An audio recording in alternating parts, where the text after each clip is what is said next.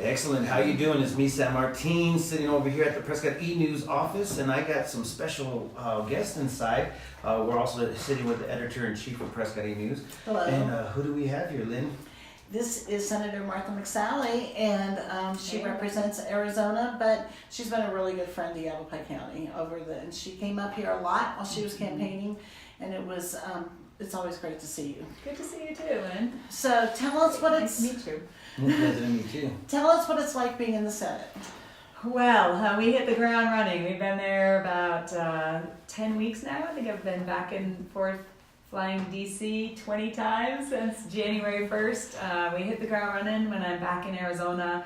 I committed that I wanted to get out to all 15 counties and hear from the residents and the local communities, the local elected leaders, other business leaders and others, kind of what their priorities are. Washington, D.C. is a pretty crazy place, as you know.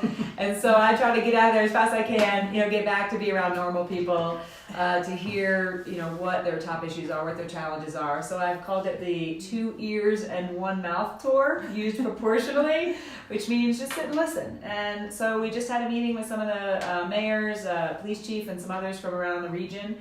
I was at the VA facility today as well. We're up in Cottonwood.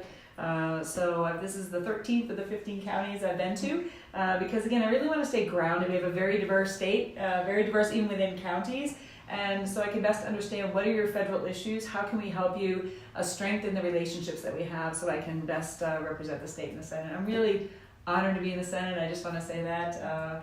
It really is an incredible honor to be in this position, and I don't take it lightly. Where are you getting this energy from? How long you been up today? Well, I got in just to give kind of an example of like a day in the life, right? So I flew back home last night. We're now 3-hour time difference from Washington, D.C. So I got up at 5:45 yesterday morning, East Coast time, 2:45 here to work out. Had a full day and then traveled back home.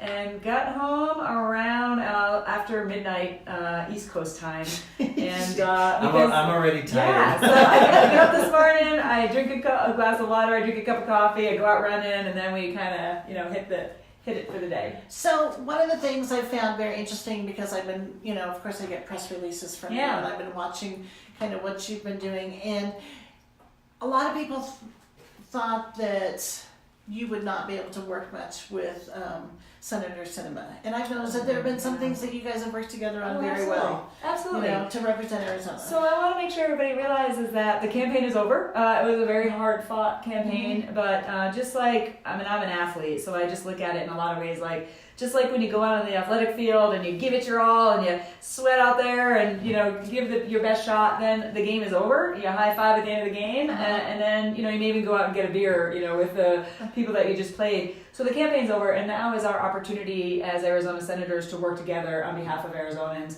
So we absolutely have been working on land exchange issues so far. We've got 5 different local land exchange issues. One was at Cottonwood, plus a Conservation Corps initiative that Senator McCain and I had worked on. All got signed into law in the lands package a couple days ago. So I was working with Senator Sinema on that. I'll be leading the codification of the drought contingency plan. We have to have legislation to codify that, which is pretty significant work Arizona had to go through. So we would expect all 14 senators from the 7 states on that. We're working on veteran suicide issues. There's plenty of things that we can continue to find common ground on. But you also, during the campaign, you promised that you would be supportive of President Trump and his policies, and you've stuck to that campaign promise too. Yeah, well, look, I'm an independent thinker, so I'm going to look at every issue as they come up and do what's best for Arizonans. I talked to the president yesterday, and was that yesterday or the day before? And I can't remember. All the days are blurring together. It might have been the day before. I think it was the day before.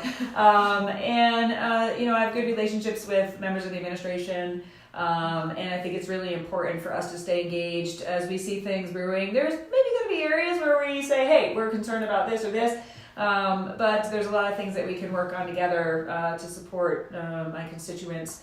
Border security, support to our military, support to our veterans. There's all sorts of things that we can continue to work on together.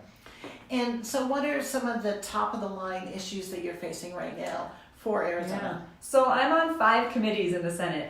The Armed Services Committee, which is a really important one as a veteran especially, to continue to fight for our military and make sure they have everything they need to keep us safe. So we're working on the defense bill right now. There's a lot of issues we're going to be addressing related to our military in the defense bill. I'm on the Energy and Natural Resources Committee, and I fought for and was given a leadership opportunity to chair the Water and Power Subcommittee. And so it's a big deal as a freshman. So energy matters to us, water matters to us here in Arizona. Obviously, there's power issues, forest management issues. So all these things will be in the Energy and Natural Resources Committee. Really important. Better management of our forest lands, initiatives that are related to our water future. So all those will be under our jurisdiction. I'm also on the Indian Affairs Committee, continuing a long tradition of Arizona senators being on that committee. And I'm on the Select Committee on Aging. And I'm on the banking committee. So there's a lot of things. I know it's a lot of stuff. We're gonna have to give you a new middle name. What's that? Martha Committee.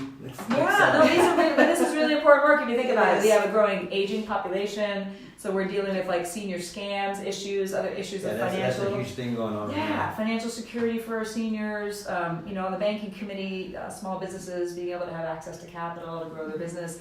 So there's a lot of things. When I'm around the state, I will tell you every community definitely has unique needs. But a couple themes that have come up. One is infrastructure, the importance for there to be good investment in infrastructure. And that includes support for like local grants that local communities ask for from the federal government for infrastructure projects, which we're here to help on that. The opioid crisis, though, is one that's hitting every single community.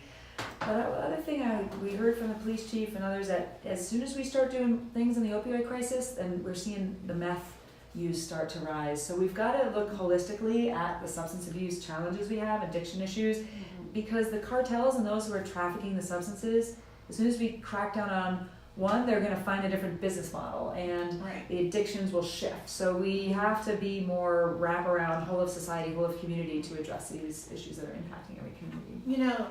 I'm going to share a very short personal experience. And my parents were both alcoholics. And it became clear to me as I was growing up that the drinking was not the problem. The drinking was a symptom of the problem.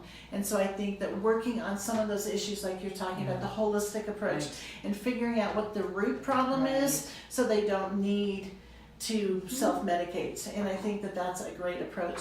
Of course, around here, I'm sure you've heard a lot about fire concerns because we're entering into fire season now. Yes.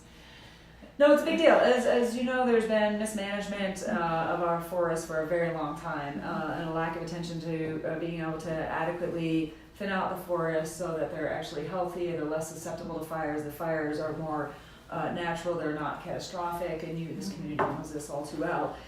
So we have increased some resources related to forest management, not having to just pull forward from forest fighting. And this is impacting, by the way, environmental and water issues. So we've in the Farm Bill and in some of the other bills in the last year, we've changed some of the model by allowing, for example, 20-year contracts, public-private partnerships being easier to have to be able to manage those forests. But there's just more needs to be done for sure. And I think we may have started to turn a corner where some of the environmentalists realize that managing the forest well is actually better for the environment as opposed to resisting it for so long because of their other, activist concerns. Right. And then, of course, when there's the catastrophic fires, and there's flooding that comes afterwards. And so it's kind of a never-ending cycle when there's that damage. So by managing, it's really important. So I know you've got a busy schedule, and I want to make sure. No, not her. She does not have a busy schedule. No, not at all. What are some of the things you would like to say to the residents of Yavapai County? Well, we're here for you. If you have an issue with a federal government agency, please call my office. Let us know. We have full-time caseworkers, whether it's something with the VA or Social Security or anything where the bureaucracy is not being responsive to you. We are here to help. It's a really important part of our job. Full-time caseworkers are there for that purpose. Okay. I've starting to build relationships with all the local electeds so they know how to get in touch with us. Any issues related to the federal government, they can immediately get in touch with me or my team, and we can be responsive to that. I'm here to represent you. I'm really honored to be in this position. I don't take it lightly. And whatever you need, I'm going to do the best I can to make a difference for this state and Yavapai County. Whatever's in the art of the possible as well. I'm a very pragmatic person when it comes to my governing style, but people know that I'm also really persistent and tireless for the things that matter to us, and I'm going to keep fighting for. Yeah, this is my first time meeting you. My energy is up right All now. right, all right, let's go. Don't get me wrong. I have, Lynn is very into politics and the city official stuff, and me, like I tell Lynn, I'm not political. I just It's can't probably be better for your health, actually. It is. I know it is. I found the fountain of youth in this town. I don't care. I don't care about much. So, are you having fun? It's important. Is my answer to that. No, really. I mean, I'm purpose driven. Some people have kind of heard a little bit of my story, but I lost my dad when I was 12, and I learned at a young age the hard way that every day is really a gift, and I do want to make a difference with the opportunities that I've been given and the time that I've been given. And so I really am honored to be in this position. It's frustrating, don't get me wrong. Washington, D.C. is a very frustrating place.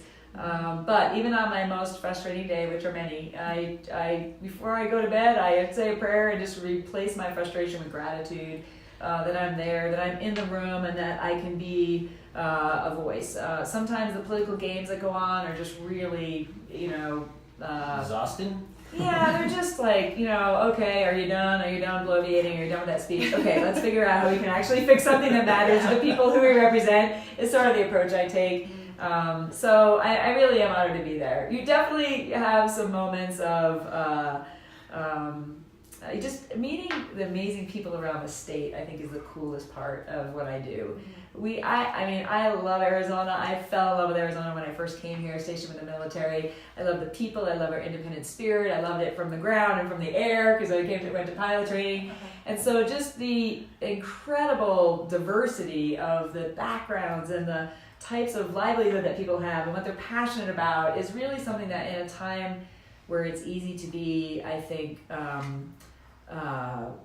cynical and where people are kind of at each other's throats, even a very divided country. When I'm just out visiting people in the community, it really inspires me and it kind of builds my faith, and it gives me the energy to kind of go back, deploy back to DC and to fight for them. Okay, well, and I also want to thank you. I think you were part of not just the land exchange in Cottonwood, but also the Embry-Riddle exchange Yes, that was exactly. cited. And so that was great for you to pitch in on that. And Absolutely. I'm sure that you're working pretty closely with Congressman Gosar, Yes. who represents our district quite well. Yes, So, absolutely. We're working on a lot of things together. Those are ones we were working on in the House together, so we were able to pull those, and be part of in this Congress, this session, ensuring that they were reintroduced in the Senate and then included in the lands package bill. So already it's been, just a couple months and we've gotten 6 pieces of legislation included in that bill. So we're doing pretty good so far, right? Great. Can I ask one more question? Yeah. How did you get into politics? So I served 26 Sorry. years. No, it's all good. If you guys got an All extra good. 15 No, minutes. yeah, we got a lot of stories to tell. So I was in the military for 26 years. All right. Look, I put my life on the line for our freedoms. I voted, but it's not like, I was politically active or involved. In fact, there's restrictions on that as military officers. It's part of our culture in the military to not walk by a problem. And if you're complaining about something, you better be willing to do something about it. So I found myself very much complaining about what's going on in Washington, D.C. and looked myself in the mirror and said, well, what are you going to do about it? And so that was the beginning of this journey. See, there's still hope for me, Lynn. See? Exactly. If I'm engaged. tired of complaining or people complaining. So I know you have a website. Bring us back down to earth a little bit here. I know you have a website, and any of your constituents, if they need to get a hold of you, they can do that through your website. Is that correct? Yes, exactly. If you have any issues, it's mcsally.senate.gov, right? And you can request a flag be flown over the Capitol for a special occasion, or if you're coming and you're coming to DC and you want a tour of the Capitol, my team can help, or anything else that you have. You just want to share your opinion on something, or if you have an issue with a federal agency, you can get on our website and submit it, or pick up the phone, call our Phoenix or Tucson office. that we have open right now. You can talk pretty quickly to a caseworker or someone else, and we'll immediately get acting on your case. And I'm sure that you're on social media too. Yes, of course. I have no idea what our handle is. What is it? It's at something something. Send McSally AZ. At Send McSally AZ, I think. Yeah. We'll make sure to put some links in there. Find for you, us. so. Yeah, exactly. Thank Anyway, you. well, thank you so much for being with us. We've enjoyed it, Thanks a lot. and it's always great to get an update from you. And you're great because you pack in so much in just a few minutes. Exactly. Well, it's good to be back, and we'll see you soon. Thanks. Okay, thanks.